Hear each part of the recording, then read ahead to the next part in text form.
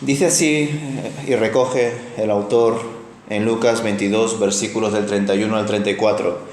Simón, Simón, Satanás ha pedido zarandear a cada uno de ustedes como si fueran trigo. Pero yo he rogado en oración por ti, Simón, para que tu fe no falle, de modo que cuando te arrepientas y vuelvas a mí, fortalezcas a tus hermanos. Pedro dijo: Señor, estoy dispuesto a ir a prisión contigo y aún a morir contigo. Jesús le respondió: Pedro, déjame decirte algo. Mañana por la mañana, antes de que cante el gallo, negarás 3 veces que me conoces. Hasta aquí vamos a reflexionar en el día de hoy, hermanos. Y desde luego vamos a tocar asuntos muy interesantes para nosotros. Y es por eso que en el día de hoy también vamos a tener en cuenta este pensamiento, esta frase de este gran ateo y filósofo Friedrich Nietzsche. Espero no ser el primer pastor que cite a un ateo en una predicación. Espero también que esto sea para bendición, porque lo que buscamos aquí, hermanos, no solamente es entender la palabra de Dios, sino también aplicarlo a nuestra vida y, por supuesto, exponerlo a los demás. Y para ello es importante también saber qué piensan los demás acerca de nuestra fe. Así que leed con detenimiento durante toda la exposición esta frase de Nietzsche, porque tiene mucha relación con lo que vamos a pensar hoy. El título es La solicitud o reclamación de Satanás y la negación de Pedro. Parece ser, hermanos, que en esta sección aún nos encontramos en el contexto de la Cena del Señor. Hace nada Jesús había compartido la Pascua con sus discípulos y ahora está en la sobremesa, ¿verdad? Después de también haber instituido la Cena del Señor. Y menuda sobremesa, ¿verdad? Porque antes de hablar de esto, como hemos reflexionado el viernes, Jesús vio cómo sus apóstoles estaban discutiendo entre ellos quién era el más importante. Fijaos, después de haber compartido el pan y el vino, sus apóstoles no se les ocurre otra cosa que en la sobremesa discutir quién es el más importante de todos ellos. Por supuesto, ya sabéis que Jesús les enseña, les exhorta que aquel que quiera ser el más importante, que sirva como la persona más sencilla, más, ¿verdad?, pendiente de los demás, y no como alguien que quiera liderar y mandar sobre los demás. Pero en medio de todo esto, entendemos que seguimos en la mesa y de repente Jesús abre una nueva sección y le dice: Simón, Simón, Satanás ha pedido zarandear a cada uno de ustedes como si fueran trigo. Nos damos cuenta, hermanos, que Jesús le da esta advertencia a Simón por un gran motivo, que es prepararle para aquello que va a pasar. Jesús ya sabía que Simón le iba a negar. Pero a su vez, hermanos, nosotros también entendemos que Simón era uno de los apóstoles más importantes del ministerio. Y esto lo debemos entender como evangélicos. Ya sabéis que aunque Dios no hace acepción de personas en cuanto a la salvación, todo el mundo tiene la oportunidad de reconciliarse con Dios independientemente de dónde venga y quién sea, incluso de lo que haya hecho, siempre y cuando crea en Jesús, se arrepienta de sus pecados. Pero cuando leemos las Escrituras, no debemos dejar a un lado la idea, que se repite muchas veces, de que Dios sí hace acepción de personas a la hora de escoger hombres y mujeres para el servicio y para la misión. Ya sabéis, escogió a Israel, no escogió a Egipto. Escogió a 12 apóstoles, no escogió a 15 o a 30. Por otro lado, escogió a 70 para enviar de 2 en 2 y no a 85. Y Él lo hizo porque Él así quiso realizarlo. Por tanto, hermanos, Dios sí hace acepción de personas a la hora de escoger personas para el servicio. Y entre los 12, como ya podréis saber, Jesús tenía un mayor trato con 3: Pedro, Santiago y Juan. Jesús había escogido a 12, pero con esos 3 pasa varios acontecimientos importantes en el Evangelio. Entre ellos, el mayor quizá, la transfiguración de Jesús en el monte. Jesús decide dejar a 9 al pie del monte y solo con 3 sube a ese lugar. Ahora bien, dentro de esos 3, nosotros también sabemos por el Evangelio según Juan, que es el apóstol Juan el discípulo amado de Jesús. Aquel que incluso en la institución de la Cena del Señor, según el Evangelio de Juan, estaba recostado en Jesús, estaba recostado en Él. Y fue el que le preguntó a Jesús, y Simón le dijo, pregúntale a Jesús, ¿verdad? Y le preguntó a Jesús quién era ese traidor. Pero aunque Jesús era el discípulo amado, hermanos, aunque Juan era el discípulo amado, Jesús escogió a Pedro como el líder de todos, de los 12. Y esto como evangélicos debemos entenderlo adecuadamente, pues al igual que no solemos predicar mucho acerca de la figura de la Virgen María, ¿verdad? Es obvio por qué. No le solemos dar tanto peso al apóstol Pedro. Y esto es porque el apóstol Pedro ha sido considerado el primer papa de la Iglesia Católica. Por tanto, hermanos, cuando nos damos cuenta de esto, es importante reflexionar en la figura del apóstol Pedro, porque ya sabéis que para los católicos es el primer papa, pero para nosotros no. Nosotros no creemos en los papas ni en la institución de la Iglesia Católica. Pero sin embargo, Jesús decidió que sea Pedro quien lidere el grupo de los 12. No es al azar, hermanos, que tras exhortarles antes acerca de la importancia de ser el menor entre todos y no luchar por ser el más importante, que el Señor aquí en los versículos del 31 en adelante decida hablarle al que sabe que es el mayor entre todos los apóstoles. No es casualidad que tras esa discusión Jesús decida hablar al más importante de verdad de entre todos los apóstoles, a Pedro. Pero esto solo acaba de empezar, pues vuelve a entrar en escena, en medio de esta exhortación, la figura de Satanás, y entra con bastante protagonismo, ya que según el versículo 31, Satanás ha pedido, según la versión Reina Valera, según la versión que yo uso también, ha pedido zarandear a cada uno de los apóstoles como si fueran trigo.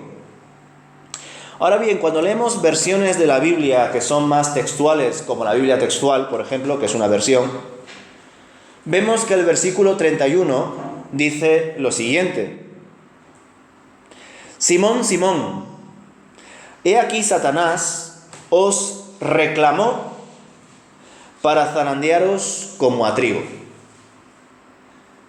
No dice Satanás ha pedido, sino Satanás reclamó. Es decir, vemos que aquí, en traducciones más fieles al énfasis del texto griego, nos muestran que Satanás no tiene una actitud de petición, de solicitud, sino más bien de exigencia, de reclamación. Desde luego, emplear este término le otorga un mayor sentido a la frase, pues exhibe el sentido de exigencia para una prueba que claramente es reconocida y compartida públicamente por Jesús. Algo que no es novedoso para nosotros, porque ya vemos este carácter en Satanás en el libro de Job, capítulo 1, que lo vamos a leer solamente en los versículos del 6 al 12. Dice: un día los miembros de la corte celestial llegaron para presentarse delante del Señor, y el acusador, Satanás, vino con ellos. El Señor le preguntó a Satanás: ¿de dónde vienes? Satanás contestó al Señor: he estado recorriendo la tierra, observando todo lo que ocurre. Entonces el Señor preguntó a Satanás: ¿te has fijado en mi siervo Job? Es el mejor hombre en toda la tierra. Es un hombre intachable y de absoluta integridad. Tiene temor de Dios y se mantiene apartado del mal. Satanás le respondió al Señor: sí, pero Job tiene una buena razón para temer a Dios. Siempre has puesto un muro de protección alrededor de él, de su casa y de sus propiedades. Has hecho prosperar todo lo que hace. Mira lo rico que es. Así que extiende tu mano y quítale todo lo que tiene. Ten por seguro que te maldecirá en tu propia cara. Muy bien, puedes probarlo, dijo el Señor a Satanás. Haz lo que quieras con todo lo que posee, pero no le hagas ningún daño físico. Entonces Satanás salió de la presencia del Señor. Desde luego, hermanos, el diablo representa el anticristo, el antimesías, que zarandea el trigo. Es su forma de mostrar la maldad en las personas y demandar así su culpabilidad ante la justicia divina. Por eso es considerado a Satanás como el acusador. Como autoridad celestial y también como instrumento, ¿verdad?, de detección ética, moral, del comportamiento de las personas, el diablo juega el papel de tentador, acusador, tal y como vemos también en el libro de Zacarías, capítulo 3. También lo podemos ver en 1 Timoteo, capítulo 3, versículo 6. ¿Recordáis cuando el apóstol Pablo comparte, verdad, en esa carta los requisitos de un buen obispo y de un buen diácono? Cuando habla del obispo, en el versículo 6, recomienda que ese obispo, líder, pastor, no sea un neófito, no sea una persona recién convertida, no vaya a ser que caiga en acusación, refiriéndose al lazo del diablo. Pero en Zacarías, capítulo 3, versículo 1 en adelante, queda aún más claro esta operación, ¿verdad?, esta acusación que hace Satanás, en este caso, a otro siervo. Dice: entonces el ángel me mostró a Jesúa, el sumo sacerdote, que estaba de pie ante el ángel del Señor. El acusador, Satanás, estaba allí a la derecha del ángel y presentaba acusaciones contra Jesúa. Entonces el Señor le dijo a Satanás: yo, el Señor, rechazo tus acusaciones, Satanás. Así es, el Señor que eligió a Jerusalén te reprende. Este hombre es como un tizón en llamas que ha sido arrebatado del fuego. La ropa de Jesúa estaba sucia cuando estuvo de pie ante el ángel. Entonces el ángel dijo a los otros que estaban allí: quítenle esa ropa sucia.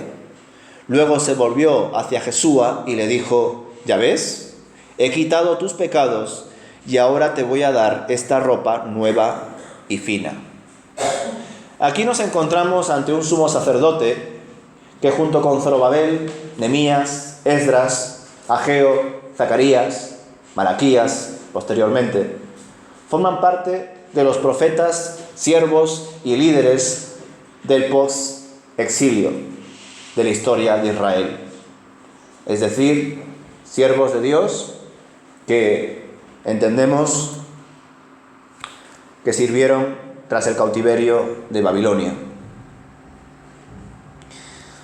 Desde luego nos damos cuenta de que Satanás señala y acusa los pecados de cualquiera, entre otras cosas porque todos tenemos fallos, errores y pecados. Pero fijaos que Jesús no había muerto aquí todavía en la cruz, no se había manifestado la redención tal y como nosotros lo conocemos, pero sin embargo el Señor decide limpiar a Jesúa, el sumo sacerdote, porque él a su vez se iba a encargar de mostrar la redención de Dios al pueblo, porque era el sumo sacerdote, el que expiaba el pecado del pueblo. Comprobamos, por tanto, hermanos, en estos textos de Job, de Zacarías, que hay cierta relación de acusación y diálogo entre Dios y Satanás. Y esto no nos debe resultar chocante, siempre y cuando tengamos claro quién es Satanás respecto a Dios. Un ángel caído que desobedece a Dios constantemente, que origina el mal y tienta a la humanidad, pero que la propia humanidad ha desarrollado la maldad a su antojo también, siendo en algunas ocasiones igual de perversa o hasta incluso más que el propio Satanás. Porque ya sabéis, Satanás, su primer pecado fue mirarse a sí mismo, elogiarse a sí mismo, ser egocéntrico. ¿Y cuántos en el mundo son egocéntricos, verdad? ¿Cuántas personas se centran en cómo son y quieren mostrar incluso una imagen que verdaderamente no es real a través de las redes sociales o a través de los tratos públicos, porque se creen como dioses? En definitiva, el primer pecado de Satanás fue mirarse a un espejo, y eso suena hasta trivial cuando lo comparamos a todos los pecados que desgraciadamente hace la humanidad. Padres matando a hijos, hijos matando a padres, asesinatos, guerras, cosas impronunciables. Hasta cierto punto, y lo digo evidentemente entre comillas, cuando vemos estas noticias, hasta Satanás parece una persona no tan mala en comparación a lo que hace la humanidad. Porque sí, él quiso ser como Dios. Sí, él ha tentado y está tentando y tentará a la humanidad. Pero el que coge el cuchillo es el ser humano. Aunque ya sabéis que las noticias cada 2 por 3 salen, no, es que me lo dijo una voz, yo no tengo la culpa, llévenme a un manicomio, no me lleven a la cárcel, ¿verdad?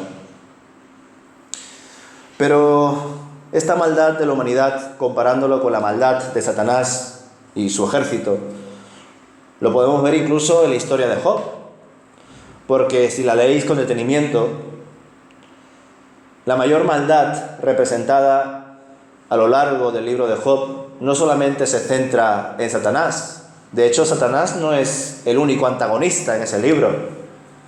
La mujer de Job, y ni qué decir de esos amigos de Job, son una gran representación de la tortura psicológica que recibió Job tras las grandes pérdidas materiales y personales y familiares que tuvo. Hermanos, Satanás no puede hacer absolutamente nada sin el consentimiento de Dios. Y esto es lo que comprobamos en Zacarías, lo que comprobamos en Job y lo que también estamos comprobando en este texto de Lucas capítulo 22. Nadie puede hacer nada sin el consentimiento de Dios, pues por supuesto todo está bajo su control y su plan se debe de cumplir plenamente. Por lo tanto, hermanos, cuando pensamos estas cosas, la balanza se inclina por el primer condicional que plantea Nietzsche, ¿verdad?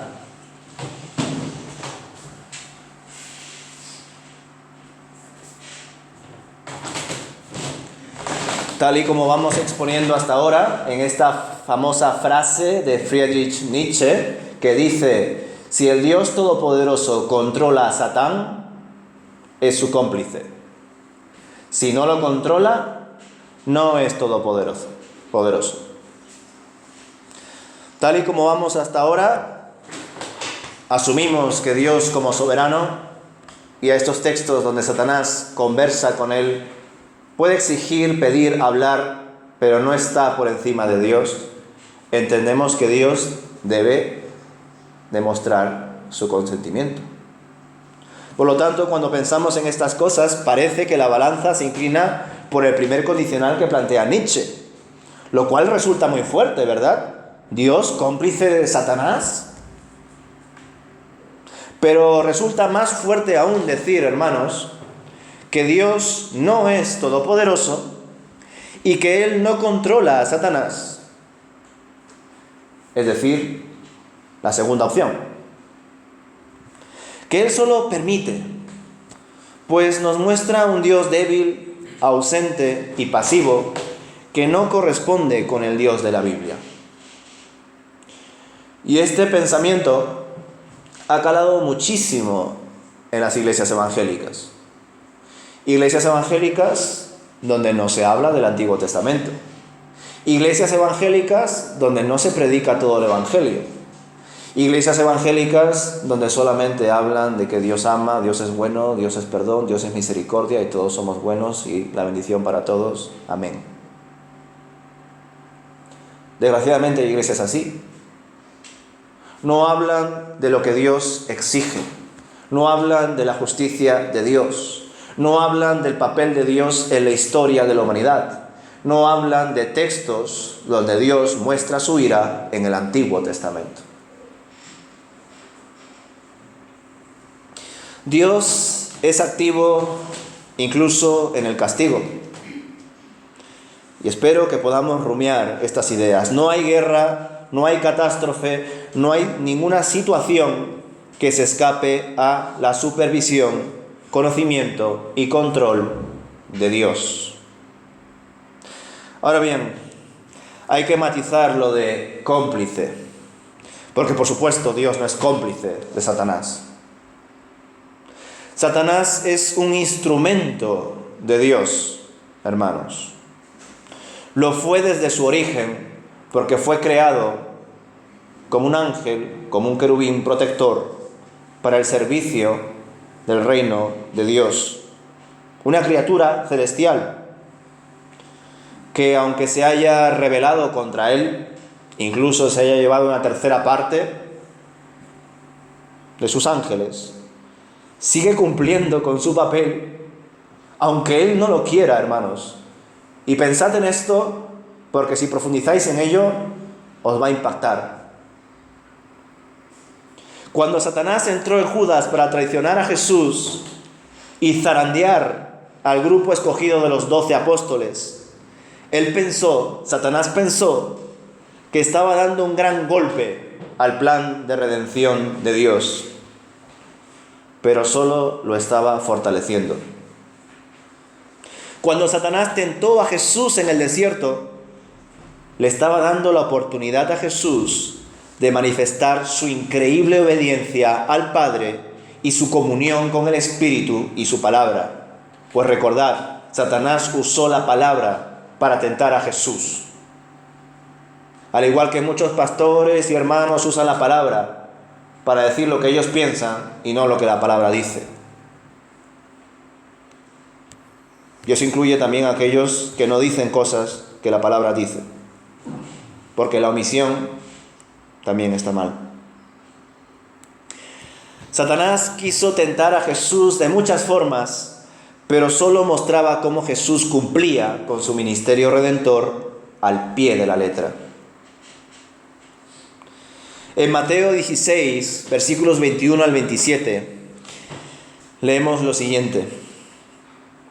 A partir de entonces Jesús empezó a decir claramente a sus discípulos que era necesario que fuera a Jerusalén y que sufriría muchas cosas terribles a manos de los ancianos, de los principales sacerdotes y de los maestros de la ley religiosa.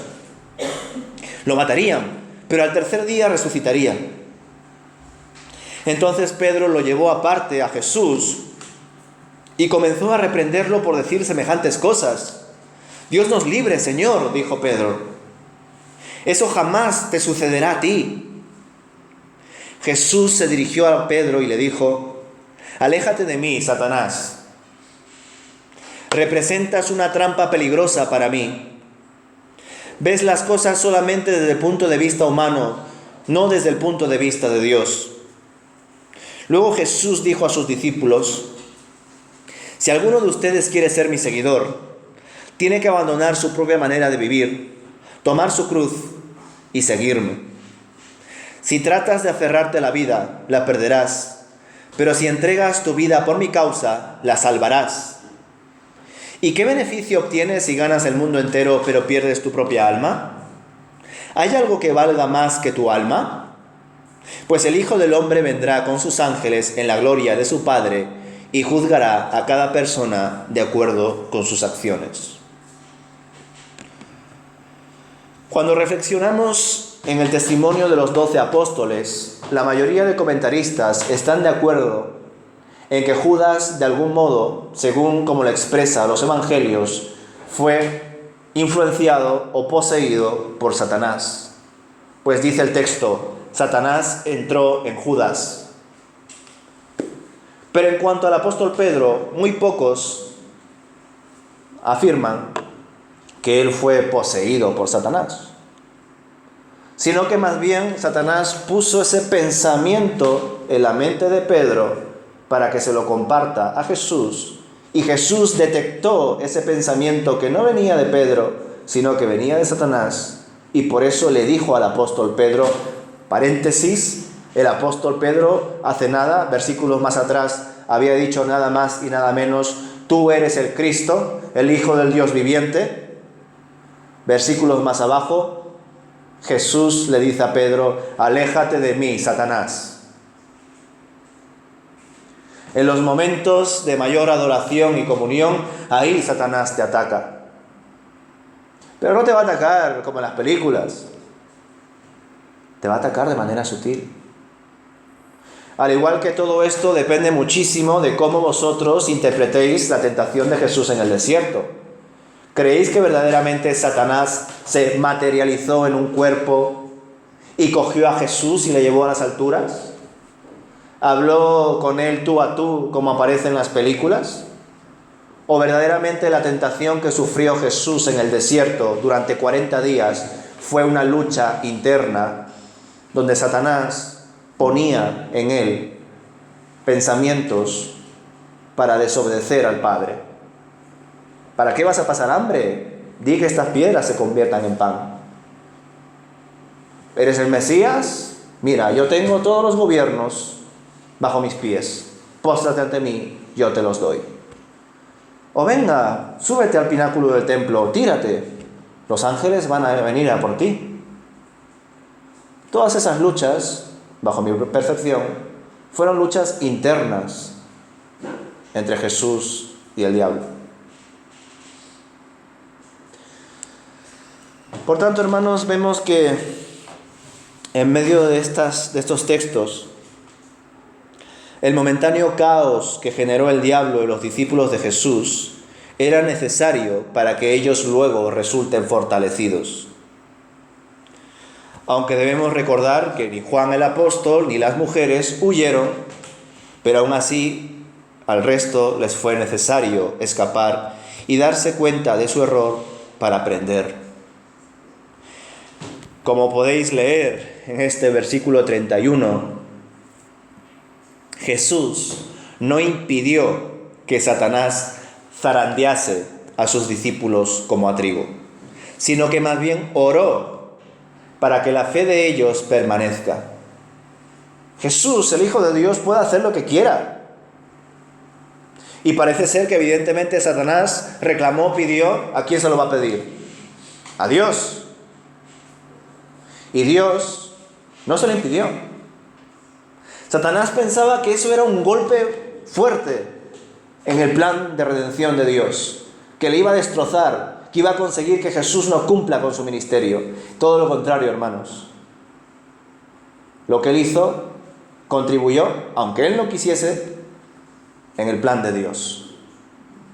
Porque nada escapa a la soberanía de Dios. Pero recordad, Dios no es cómplice de Satanás. Satanás es una persona que usa a Dios, aun cuando él no quiere. Y eso no solamente lo vemos en la figura de Satanás, hermanos. De hecho, ¿qué sería de nosotros si no fuera porque Dios usa a ateos, o a inconversos, o a paganos, como lo queráis llamar, para guardar a su pueblo e incluso a su iglesia. Quizás sea fuerte para vosotros pensar en esto, pero es bíblico. El propio rey Ciro, rey de Persia, era un pagano, mujeriego, adorador de ídolos, y sin embargo fue un libertador para el pueblo de Israel tras el cautiverio babilónico. Fue incluso llamado Mesías, fijaos, y no estaba en comunión con Dios. Por eso nosotros debemos de saber que como creyentes tenemos que servir en la iglesia, servir fuera del templo también, pero que el servicio no puede estar por encima de la comunión, porque ya sabéis también ese texto: Señor, en tu nombre echamos fuera demonios, en tu nombre hicimos esto y aquello. Y el Señor les dijo a ellos: nunca os conocí, apartaros de mí. Porque es más importante la comunión con Dios que el servicio. Y las mega iglesias y estos movimientos, ¿verdad?, masivos de hermanos, de eventos, nos muestran que desgraciadamente la humanidad ha llegado a tal nivel de perversión que es capaz de comportarse aparentemente como una iglesia, pero no ser una iglesia. Al igual que la cizaña parece trigo, pero no es trigo. Y nosotros humanamente, pues ya sabéis, ¿verdad?, somos muy visuales. Y cuando vemos una iglesia enorme, construida con 4 pisos, con 4 pastores y 1000 miembros, generalmente solemos pensar: esa iglesia está bendecida, esa iglesia es de Dios. Y puede ser, no lo niego. Pero habría que examinar con juicio justo qué es lo que se está haciendo en esa iglesia de verdad. Porque la palabra de Dios ofende. La palabra de Dios penetra en nuestro corazón y divide todo lo que hay dentro de nosotros. La palabra de Dios demanda esfuerzo y trabajo. Y cuando una iglesia está llena de gente y todo es prosperidad y bendición, y solamente un grupo reducido lidera todo y administra todo, cuidado, porque es muy fácil corromperse por el camino.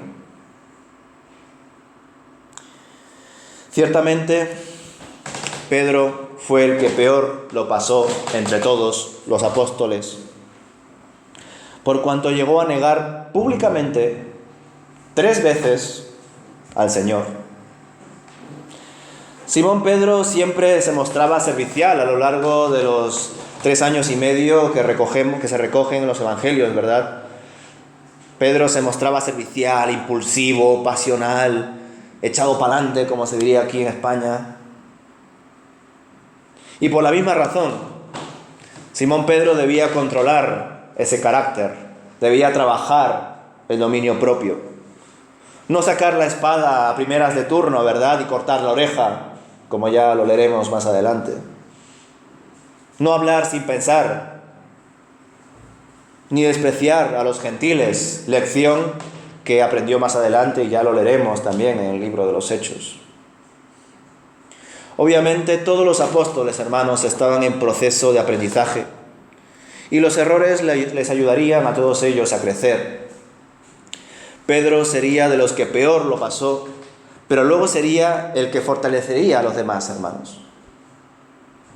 Ya no lo voy a leer porque lo leí al principio, ¿verdad? La restauración del apóstol Pedro lo encontramos al final del Evangelio de Juan, en el capítulo 21, versículo 15 al 19. Simón negó 3 veces a Jesús. Jesús le pregunta 3 veces a Pedro si le ama. Pedro, ¿me amas? Pedro, ¿me amas? Y en medio de todo eso, ¿cómo es, verdad, hermanos? Jesús también habla en distintos tiempos.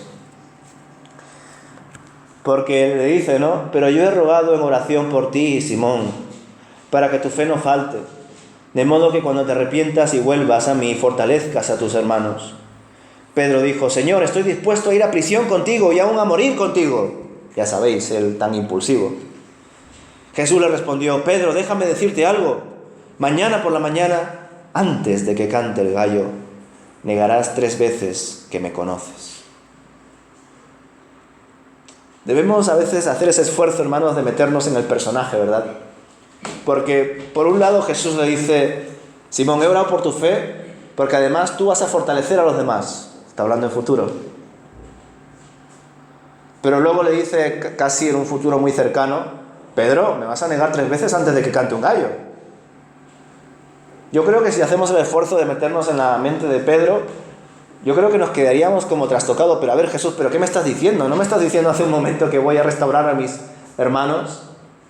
Y me acabas de decir acto seguido que te voy a negar 3 veces. Es decir, que voy a ser un traidor, voy a ser un cobarde. Es más, que te voy a dejar solo. Bueno, ya sabéis, hermanos, para el Señor un día son como 1000 años. Dios habla desde la perspectiva de la eternidad. Y nosotros también debemos ver la vida desde la eternidad.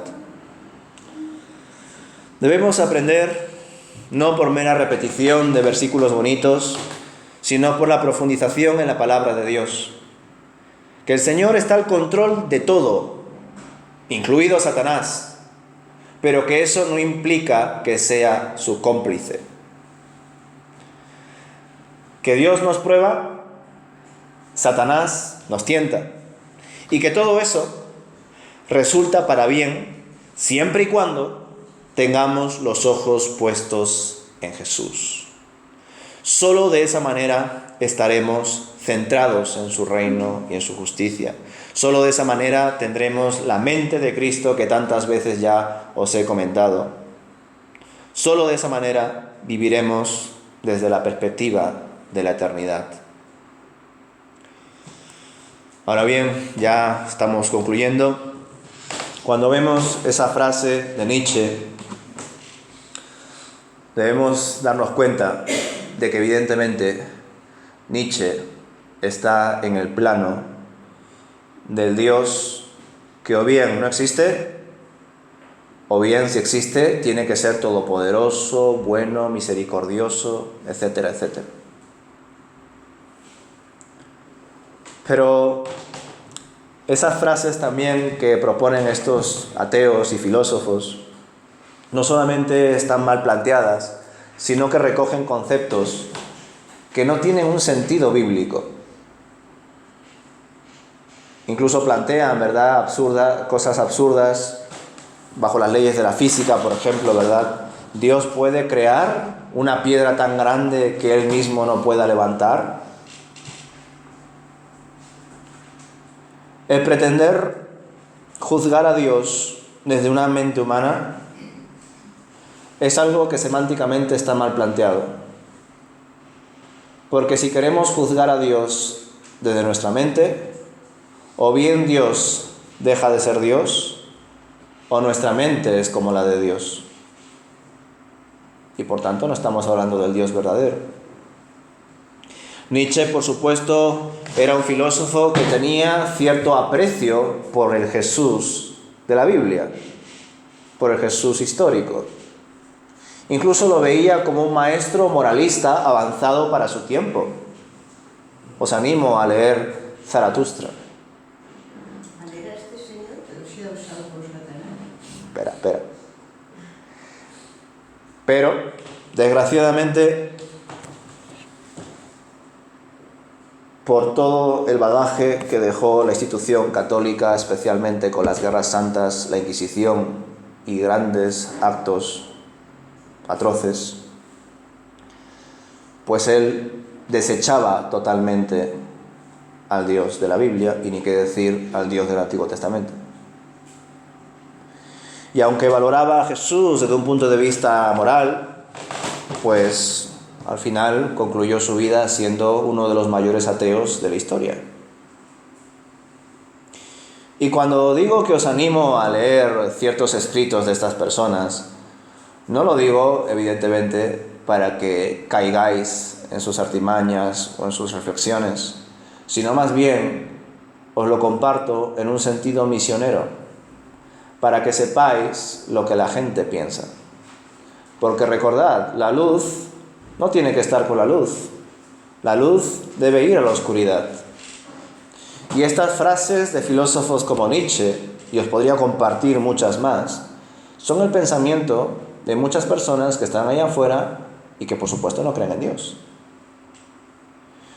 Si lo que queremos es simplemente darnos palmaditas entre nosotros, congregarnos los domingos y quedarnos aquí y solamente hacer comunión entre nosotros, bueno, mejor que aquellos que ni siquiera eso hacen, es. Pero no es todo lo que debemos hacer. Es solo una parte. Debemos fortalecer la comunión y el conocimiento entre todos nosotros, pero el mayor trabajo y énfasis está fuera. Si la vida espiritual es una guerra, y ya sabéis que no hay lucha contra carne ni sangre, las congregaciones son campamentos militares. El campo de batalla está fuera. Y de nada le vale a un soldado prepararse físicamente y psicológicamente para la guerra si nunca va a ir. Pues del mismo modo, nosotros debemos de prepararnos en nuestra comunión con Dios, que la Biblia sea el libro que más leamos durante toda nuestra vida, pero también es bueno que leamos otros libros y que sepamos qué piensan los demás, no con un sentido morboso, no para matar el tiempo, no para ver si la religión que yo tengo es la verdadera. No, creemos por fe que Jesús es el camino, la verdad y la vida. Pero si leemos otros libros, artículos, documentales, vemos películas, etcétera, que no son estrictamente música cristiana, película cristiana, contenido cristiano, no debe ser para matar el tiempo, no debe ser por morbo, debe ser con un sentido útil para poder predicar a los demás, para entender cómo piensan los demás. Porque Jesús y el apóstol Pablo lo hicieron. Ni siquiera es una recomendación o estrategia misionera. No es así, hermanos. Cuando el apóstol Pedro fue a Atenas, citó escritores ateos y lo hizo para hablar de ese Dios desconocido. Y cuando Jesús también se acerca a los pobres, a los débiles, a los menospreciados, no lo hace en un sentido intelectual, no empieza a hablarles de teología sin más, sino que habla en su lenguaje. Pues nosotros también debemos aprender esas sensibilidades, hermanos. Porque no estamos aquí para acumular conocimiento y para saber a dónde vamos a ir cuando morimos y qué pasa con los ángeles. No solamente estamos aquí para teologizar y filosofar. Estamos para crecer y para crecer con un propósito. Para ayudar a que el reino de Dios se siga extendiendo. Y hoy, sabiendo que incluso Satanás, queriendo hacer su voluntad, en el fondo lo que hace es la voluntad de Dios, aunque Él no quiera. Porque Dios es soberano y Él está al control de todo. Y no os invito para nada que os atreváis a decir qué es lo que Dios está haciendo ahora en medio de la pandemia, en medio de las guerras, porque la Biblia es revelación de Dios. Es certeza para nosotros. Pero el especular cuál es el papel de Dios en la guerra de Ucrania, cuál es el papel de Dios en medio del COVID, no tiene sentido. Pero tampoco olvidemos que Dios, siendo bueno, siendo justo, siendo quien es, lideró guerras, mandó catástrofes, envió plagas. Es decir, no debemos quitar a Dios lo que Él es. Todo lo contrario, debemos esforzarnos por entender quién es. Sobre todo cuando la palabra de Dios lo enseña. No cuando queremos sumar nuestras ideologías o percepciones, que son solamente acercamientos. No hay certeza ahí. Pero no olvidemos que Dios hace justicia en medio de todo y que Él está activamente en su creación.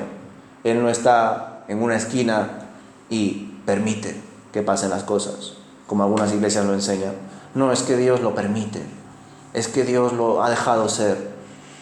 No, hermanos, ese Dios débil, ausente, pasivo, ese no es el Dios de la Biblia. Dios está activo en su creación y en su redención. Ese es el Dios en el que creemos. El Dios que está por encima de todo.